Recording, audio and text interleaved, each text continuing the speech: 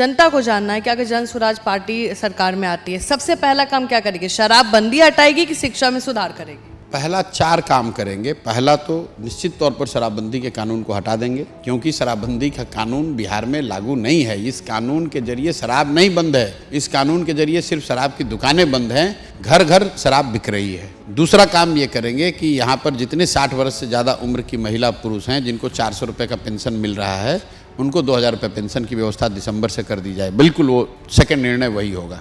तीसरी बात जो की जाएगी कि यहाँ पर उन बच्चों को, जो गरीब घर के बच्चे हैं, उनको ये सुविधा दी जाएगी। उस सुविधा की शुरुआत की जाएगी कि जब तक आपके इलाके में सरकारी विद्यालय में सुधार नहीं हो रहा है, क्योंकि सुधार होने में साल भर, 2 साल, 5 साल समय लगेगा, तब तक आप अपने बच्चे को प्राइवेट स्कूल में कहीं उसका नाम लिखवाइए और उसका पैसा सरकार जनवरी से भरना शुरू। प्राइवेट स्कूल बिल्कुल भरेगी, रोज घोषणा कर रहे हैं। और चौथी बात जो मैंने कहा है कि साल भर के अंदर पलायन रोक दिया जाएगा, तो एक विशेष अलग से डिपार्टमेंट बनाकर सिर्फ और सिर्फ इस बात पर ध्यान केंद्रित किया जाएगा कि जो 50 लाख के आसपास लोग बिहार के बाहर गए हैं, उसमें से हम लोग का अनुमान है कि 25 से 30 लाख लोग वापस लौटना चाहते हैं।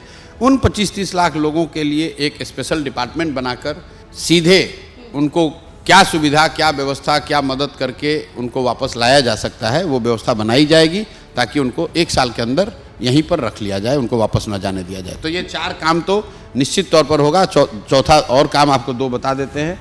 एक, मनरेगा को कृषि से जोड़ दिया जाएगा, ताकि अगली बार जब जनवरी के बाद जो खेती होगी उसमें लोगों को, जो लोग भी फूड ग्रेन की खेती से हटकर नगदी फसल की खेती की ओर जाएंगे, उनको मनरेगा की ओर से मजदूर मिलने लगेंगे।